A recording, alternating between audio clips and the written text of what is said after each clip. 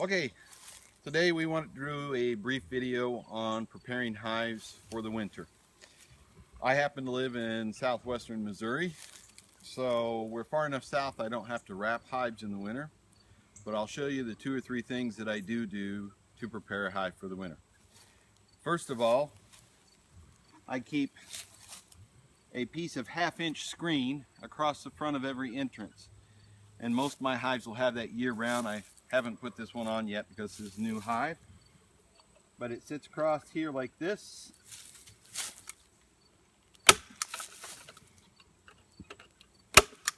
Staple it on and it keeps the mice from going in. I never have to worry about mice being in my hives.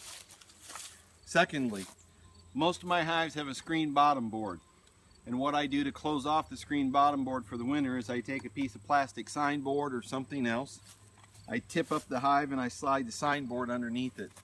So my hives still have a screen bottom technically, but it's closed off from winter drafts. So we've got a mouse guard, we've got a closed off screen bottom. Life is good. Third thing we're going to do is I'm going to add what I call a winter rim for ventilation and a place to provide supplemental feeding for the winter. This is what I call a winter rim. I've seen some people call it a shim, whatever, but it is basically just a rim that's 2 inches tall. You could think of it like a 2-inch tall honey super. It has an entrance in it for warm air to vent out during the winter time. It goes on here.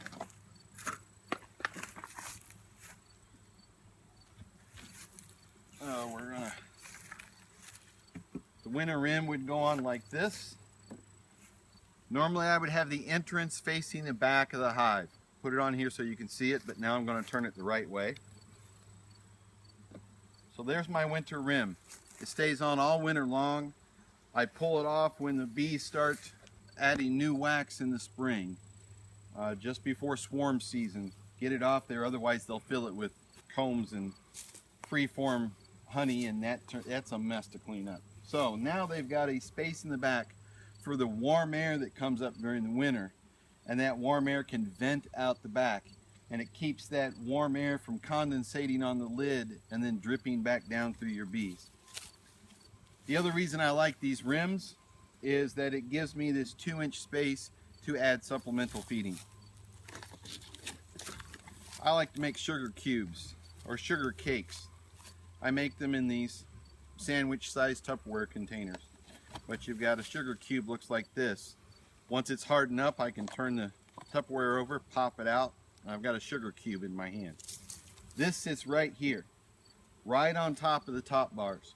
So when the cluster comes up, the cluster will end up in direct contact with this sugar cake, and they can lick and eat on the sugar cake when it's too cold for them to get to the next frame of honey. This sugar cake probably costs us about 25 cents to make, so it's a very cheap insurance policy for a winter food source. The other advantage to the sugar cakes that I like is these will actually absorb moisture as well, which makes them moister and easier for the bees to eat. But that warm air coming up, if it doesn't vent out the back, will be soaked up in the sugar cake, and then they can eat it. The other reason I like the sugar cakes, we have several people in this area who will lay down a sheet of newspaper and pour dry sugar on the newspaper. That dry sugar will often be removed by the bees, picked up and carried out of the honey carried out of the hive as if it were trash. I know they can't do this with this sugar cake. They have to lick this thing to get it torn down, so they have to eat it. So it works very well for me. So those are my 3 steps. My hive will sit here like this all winter long with a mouse guard, a closed off screen bottom, and a ventilation winter rim that allows warm air to ventilate and allows me to put in a sugar cube. I do not wrap hives this far south in the United States. I used to when I lived way up north, but down here it just doesn't get cold enough. And I find that if hives are wrapped in this part of Missouri, this far south in the United States, the hives get too warm, they eat too much, and then they end up dying.